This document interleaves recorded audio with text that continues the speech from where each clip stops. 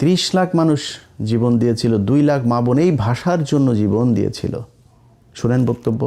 1952 সালে পাকিস্তানি বাহিনীর সাথে যুদ্ধ করে তার উর্দুকে বাংলা ভাষা চাপিয়ে দেওয়ার জন্য আন্দোলন করছে, কিন্তু বাঙালি সে দমে থাকেনি। বাঙালি সেই উর্দু ভাষার উপর তারা বাংলাকে রাষ্ট্রভাষা করার জন্য যুদ্ধ করছে। 30 লক্ষ মা বোনের রক্তের বিনিময়ে আজকে আমরা এই বাংলা ভাষা অর্জন করেছি।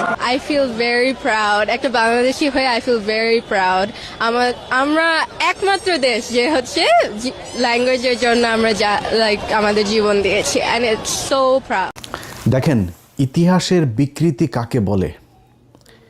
30 লাখ মা বোনকে বাংলাদেশের পাকিস্তানি মিলিটারি রেপ করেছে, 30 লাখকে মেরেছে আর 2 লাখকে রেপ করেছে। এই যে এক গাঁজাখুরি, এই যে এক কথা বলে বাংলাদেশের সাথে পাকিস্তানের এই সম্পর্কটাকে জীবনে কোনোদিন যেন ঠিক না হইতে পারে। প্রতিটা ঘটনায় 16ই ডিসেম্বর, 26শে মার্চ, 21শে ফেব্রুয়ারি যখনই এগুলো আসে নতুন করে এই ভাঙা ঢোল এগুলো বাজাইতে থাকে যে পাকিস্তান আমাদের এগুলো। আরে Pakistan military don't fuck you. Pakistani military খাচ্চর মাচ্চর এগুলোর করে না। পাকিস্তানের সুন্দরী মহিলা আছে। পাকিস্তানের মহিলাদেরকে এই আর 71-এর সময়ের অবস্থা তো আরও আমাদের জঘন্য ছিল। তো তারপরেও যদি কারোর মারে যদি লাগায় থাকে, কারো বোনরে যদি লাগায় থাকে, তাহলে আমাদের জানায় না, আমরা দেখবো যে পাকিস্তানের বীজ কার কোথায় কোথায় আসে, এগুলো আমাদের জানা দরকার আছে। তো এগুলি নিয়ে ভাই কথা বলতে গেলে মেজাজ খারাপ হয়ে যায়, ভাষা সংলগ্ন রাখতে পারি না, সরি। বাট এগুলো দিয়ে আপনাদেরকে প্রতিদিন সেটার মধ্যে বাস ঢোকানো হচ্ছে এই এক রাজনীতি দিয়া। এই যে এখন বলা হচ্ছে না এই 21শে ফেব্রুয়ারিকে নিয়ে ভাষা, আরে বাবা বাংলা আমরি, বাংলা ভাষা আমার বালের ভাষা, এই বালের ভাষারে দুচেও নাই দেশের যারা আপনারে বুঝায়, তারা চোদেও নাই তারে। কেমনে জানেন? বলি আপনারে, শুনলে অনেক কষ্ট লাগবে আমার কথা, আমি সুন্দর করে কথা বলতে পারি না, এটা আমার সমস্যা। কথা যেটা বলি ওটা মাথায় রাখেন।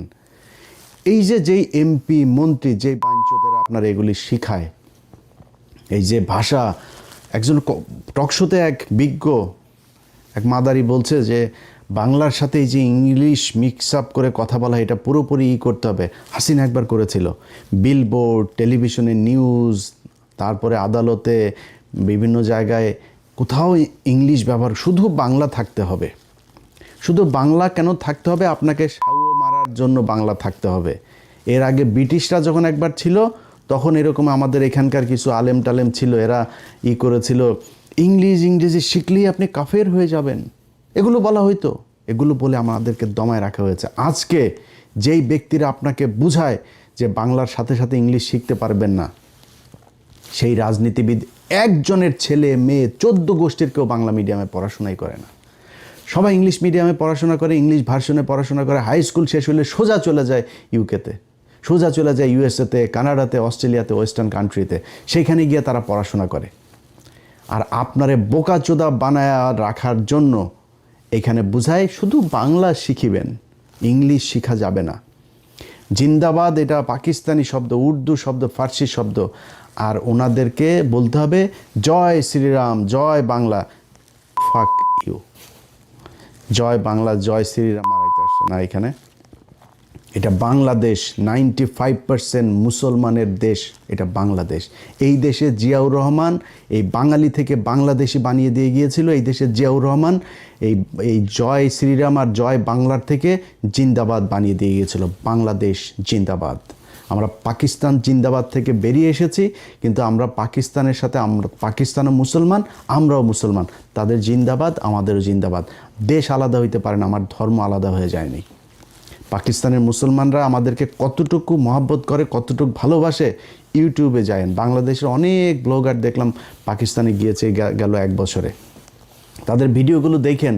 পাকিস্তানের একটা মানুষ যখন শুনে আপনি বাংলাদেশ থেকে গিয়েছেন, জড়ায় ধরে, খাবারের বিল নেয় না, গাড়ির বিল নেয় না। ওইখানে যে পাঠাও, উবারের মতো আপনার রাইড শেয়ার মোটরসাইকেল আছে, মোটরসাইকেলে শুনছে যে সে বাংলাদেশ থেকে গিয়েছেন, ভাড়া নেয় নাই, দেখেন ইউটিউবে। আর সেই পাকিস্তানের মানুষের সাথে আমাদের দ্বন্দ্ব বাঁধিয়ে রাখা হয়েছে। আজকে বাংলাদেশে যদি ইন্ডিয়ার সাথে যুদ্ধ বাঁধে, সবার আগে এই পাকিস্তান আপনার পাশে এসে দাঁড়াবে। ভাই ভুলা যান পাকিস্তান কি করবে না করবে, পাকিস্তানের সাথে আমার কি সম্পর্ক, সব ভুলা যান, আমার দরকার নেই। কিন্তু আপনি পাকিস্তানের সাথে এই সম্পর্কের এই যে কৃত্রিমভাবে তৈরি করে এটার মাধ্যমে যখন আপনি ভারতের সাথে সম্পর্ক ভালো করার জন্য চেষ্টা চালাবেন, তখন আপনার এই দেশকে সারা জীবন আপনার মৃত্যু পর্যন্ত এটাই গোলামি রাজ্য হিসাবে আপনি করে। আজকে আজাদি শুনলেও তাদের কষ্ট লাগে। আর ওটা আজাদি মানেটা কি? আমি আজাদি চাবো না, আজাদি শব্দটা শুনে তাদের কষ্ট হইতেছে। ইনকিলাব জিন্দাবাদ। এই জিন্দাবাদ বাংলাদেশে যতদিন থাকবে ততদিন বাংলাদেশ থাকবে, এবং যতদিন এই জিন্দাবাদ বিএনপির সাথে থাকবে ততদিন বিএনপি বাংলাদেশে থাকবে, তারপরে বিএনপি থাকবে না। কেন থাকবে না জানেন? আপনি যেদিন বাংলাদেশি থেকে বাঙালি হবেন, পশ্চিমবঙ্গ, ওয়েস্ট বেঙ্গল আর ইস্ট বেঙ্গল হয়ে যাবে, এবং ওই বাঙালি আর আমার মধ্যে কোনো পার্থক্য থাকবে না। যেই কালচার ঢুকানোর জন্যই আপনাকে এই যে পয়লা বৈশাখ করানো হয়, এই পয়লা বৈশাখে পেঁচা পুচা যা আছে সব তাদের দেবদেবীর আপনার প্রতীক, এগুলোকে আপনাকে দিয়া পূজা করানো হয়। আমারে ছোটোবেলা থেকে গরুর রচনা শেখানো হয়েছে। আমি কোরআন শরীফ শেখার আগে আমার দেশের মানুষকে গরুর রচনা শিখতে হয়েছে। পৃথিবীর এই বাংলাদেশের মানুষ, অন্তত সব দেশে থাকেন, একজন মানুষ আমার এই ভিডিও যত হাজার লক্ষ মানুষ দেখবেন, একজন মানুষ বলবেন আপনি পৃথিবীর কোনো দেশে যায় তারপরে দেখেছেন যে গরুর রচনা পড়ানো হয় ছোট বাচ্চাদের। আমারে কোনো কিছু না বললেও আগে গরুর রচনাটা পড়তেই হবে। পাটের রচনা ছিল, অনেক রচনা ছিল, আপনার আগে গরুর রচনায় শিখতে হবে, এবং এইটা মোস্ট আপনার মানে একটা থাকতো, পসিবিলিটি থাকতো, এটা আপনার এক্সামে আসবেই। মেট্রিক পর্যন্ত এই গরুর রচনার এই বিশাল গুরুত্বপূর্ণ এক রচনা। আরে ভাই, গরুর যদি আপনি পশুর পার্টস যদি শিখতে চান, আমি সায়েন্সের স্টুডেন্ট, আমাদেরকে ব্যাঙ দিয়া নানান কিছু দেখানো হইতো, বায়োলজির বিশেষ করে। তো আপনি যদি যদি ওই কারণে পশুর সায়েন্সের কারণে যদি পশু তাই ব্যাঙ শিখেন, ব্যাঙের অঙ্গ প্রত্যঙ্গ কী কোথায়, তো গরু কোত্থেকে আসলো, এইটা আপনার মাথায় নিতে হবে যে আমাদেরকে সূক্ষ্মভাবে এইভাবে এই পূজা করানোর জন্য এগুলো করা হয়েছে। এবং বিএনপি যদি মনে করে আজকে তারা এই যে জামাত, আওয়ামী লীগের বিভিন্ন জায়গায় অফিস টফিস খুলে দিচ্ছে, তারা যদি মনে করে জামাতের চাইতে বেটার অপোজিশন হচ্ছে গিয়ে আওয়ামী লীগ, তারা তাদেরকে নিয়ে আসতে পারে। এবং এইভাবেই যদি বিএনপি নিজেদেরকে বাংলাদেশি থেকে বাঙালি, জিন্দাবাদ থেকে জয় বাংলায় নিয়ে যাইতে চায়, তাইলে বাংলাদেশে বিএনপি বলে কোনো দল দরকার হবে না। মানে একই জায়গার মধ্যে আপনি দুইটা একই same product, same quality, same দাম, দুইটা দোকান যদি থাকে, তো কেউ দুই দোকানে যাবে নাকি? একটাতেই যাবে। আমার একটা আছে, ওইটাতে যাওয়া দরকার, নতুন আরেকটা দোকান দরকার কি? আওয়ামী লীগ তো জয় বাংলার জন্য আছে, আওয়ামী লীগ জয় শ্রীরামের জন্য আছে, আওয়ামী লীগ এই বাঙালির জন্য আছে, আপনার দরকার নাই তো। এখন আপনি যদি মনে করেন এখন একটু পজিশন ভালো না, আপনি মনে করছেন এই চারিদিকে সব আপনার প্রশাসন, আপনার মিডিয়া, আপনার ইন্ডিয়া, আপনার সব হামারা, এটা যে মনে করেন না, এই দিন থাকবে না আপনার। আপনি সময় দেন, ইন্ডিয়া কখনোই তার সবচেয়ে বেস্ট চয়েস হচ্ছে আওয়ামী লীগ। আপনি সেকেন্ড চয়েস, বিএনপি বাংলাদেশে ইন্ডিয়ার জন্য সেকেন্ড চয়েস, তারা ফার্স্ট চয়েস রেখে কখনোই সেকেন্ড চয়েসে আসবে না। সো তারা 2 দিন পরে সামনে নির্বাচনে যখন আপনি আওয়ামী লীগকে রাজনীতি করার সুযোগ দিবেন, জামাত ইসলামের এই পলিসিও মাথায় আছে, তারা যদি পরিস্থিতি খুব খারাপ দেয় তারা রাজনীতি করবে না। আমি এটা জামাতের মানে কেন্দ্রীয় কোনো পলিসি না, আমি জামাতের কেউ না, যেহেতু আমি তাদের কোনো একজনের সাথে কথা হচ্ছিল, মানে উনি বলছিলেন যে ভাই আমাদের বেশি চাপাচাপি করলে আমরা পলিটিক্স বাদ দিয়ে দেবো, আমাদের মানুষ তৈরি করার দরকার, আমরা মানুষ তৈরি করব, 10 বছর 20 বছর 25 বছর পরে দেখা যাবে কি হয়। যদি সরে যায় আপনি আওয়ামী লীগকে নিয়ে রাজনীতি করবেন, আপনি মনে করছেন যে ও আমরা তো এখন উপরে আছি, আওয়ামী লীগ আমাদের পিছনে এসে চামচার মতো ঘুরবে। শোনেন ভাই, সরাসরি একটা কথা বলি, একটা এলাকায় 2 শ্রেণীর বাটপার আছে, একটা দুর্নীতিবাজ বাটপার, এই চোর স্বেচ্চোর আছে দুইটা, একটা আওয়ামী লীগের আর একটা বিএনপির চোর স্বেচ্চোর বাটপার এগুলো সব এদের মানে দুর্নীতি করে, এই চুরি করেই তাদের চলার ইচ্ছা, এই জন্যই তারা রাজনীতি করে, রাগ ঢাক রাখার কিছু নাই। কিন্তু তাদের টার্গেটটা হলো কি, তারা খুব ভদ্রভাবে থাকে, একটু ভদ্র কিসিমের, অসহায় কিসিমের এই চোর বাটপারগুলি হলো বিএনপি করে। আর আওয়ামী লীগেরগুলো হলো দুর্ধর্ষ, তারা খুব ক্রুয়েল হয়, খুব হিংস্র হয়, এই টাইপের চোর বাটপারগুলো আওয়ামী লীগ করে। আপনি তারে প্যারালালি চলতে দিবেন আর আপনার পিছনে সে চলবে, এই ক্ষমতা আপনারও নাই, এই মিডিয়াও সেদিন থাকবে না আপনার পক্ষে, এই ইন্ডিয়াও থাকবে না, প্রশাসনও থাকবে না। সো খুব কেয়ারফুলি আপনাকে আওয়ামী লীগকে হ্যান্ডেল করতে হবে।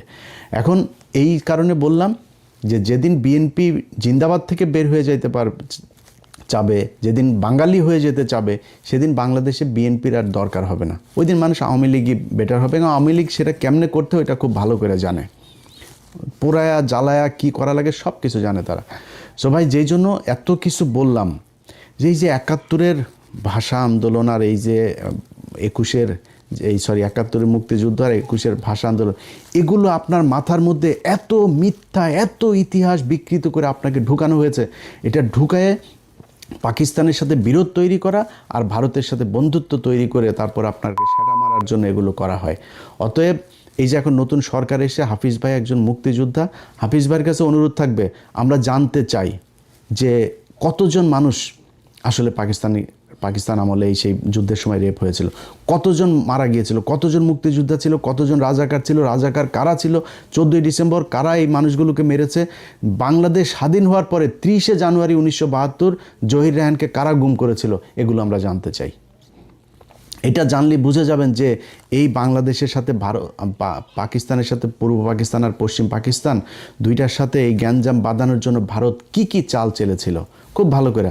আর এই যে আপনার মানুষজন ইতিহাস এগুলো বলে না যায় না শুই না, ভাই আপনার কাছে অনুরোধ, একটু শুই নেন, নিজেরা প্রশ্ন করেন যে যদি অনেকে বলে যে 30,000 মানুষ বা 3 লাখ মানুষ মারা গিয়েছিল, ভাই 3 লাখ মানুষ যদি মারা যায় থাকে, তারপরে আপনার গ্রামে অন্তত 5 জন মানুষ মারা যাওয়ার কথা। আপনি আমার দেন তো 3 লাখ মানুষ কোথায় পাকিস্তানিরা মেরেছে, কোন বাংলাদেশিকে পাকিস্তানিরা, কোন মুসলমানকে পাকিস্তানি মিলিটারি মেরেছে, একটাও দেখাইতে পারবেন না। খুব রেয়ার কেস, যেই কেসগুলো সেগুলো সব মিলিয়ে যদি আমার মনে হয় খুব বেশি, যেটা শেখ মুজিব যেই কমিশন গঠন করেছিল 7,000-8,000 মানুষ পেয়েছিল। একটা যুদ্ধ, দেশ স্বাধীন হয়ে যাওয়ার যুদ্ধের মধ্যে এটা খুবই স্বাভাবিক একটা ব্যাপার। আমরা চাই না একজনও মারা যাক, একজনও রেপ হোক, আমরা চাই না, কিন্তু আমরা হিসাবটা জানতে চাই। আমরা চাই একজন মুক্তিযোদ্ধা 20,000 বেতন পায়, 20,000 না, তার ভাতা তার 20 লাখ দেয়া হোক, যদি আসলেই সে মুক্তিযোদ্ধা হয়ে থাকে। আসল মুক্তিযোদ্ধার সংখ্যাটাই আমরা জানি না।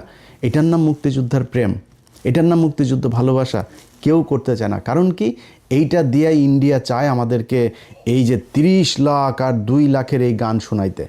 আমরা এই গান আর শুনতে চাই না। ভাই, পাকিস্তানের সাথে বাংলাদেশ জীবনে এক হবে না, এক হওয়ার দরকারও নাই। বাট পাকিস্তান আমার মুসলমান ভাই, পাকিস্তানের সাথে আমার সম্পর্ক ভালো রাখা উচিত। পাকিস্তান আমার যে কোনো সমস্যায় সবার আগে, যে ক্রিকেটে দেখেছেন না এগিয়ে এসেছে না, প্রতিটা জায়গায় আপনাকে গ্যারান্টি দিলাম পাকিস্তান সবার আগে এই বাংলাদেশের মুসলমানদের জন্য এগিয়ে আসবে। অতএব পাকিস্তানের সাথে আমার নিজের স্বার্থেই সম্পর্ক ভালো রাখতে হবে। পাকিস্তানের ভাই আমাদের দরকার না, আমার এমন কোনো ভাল নাই যে পাকিস্তান আমার কাছ থেকে নেবে। পাকিস্তানের নিউক্লিয়ার আছে, পাকিস্তানের অস্ত্র আছে, পাকিস্তান নিজে ফ্যান বানায়, মোটরসাইকেল বানায়, ইলেকট্রিক পণ্য বানায়, তার আন্তর্জাতিক মানের হসপিটাল সব আছে তার, সে আমার এখানে কেন আসবে? এই গ্যাঞ্জাম থেকে ভাই বের হয়ে আসতে হবে। আসলে যদি এই পাম শুনতে না চান, পাম শুনে যে চেতনা দেখান কোনো সমস্যা, চেতনা দেখায় না খায় মরবি, না চিকিৎসা পায় মরবি। যারা তোদের চেতনা দেয়, এই পলিটিশিয়ান কারোর ছেলে মেয়ের দেশেও থাকে না, দেশে পড়াশোনা করে না, ওরা দেশে চিকিৎসাও নেয় না, ওরা বাংলা মিডিয়ামে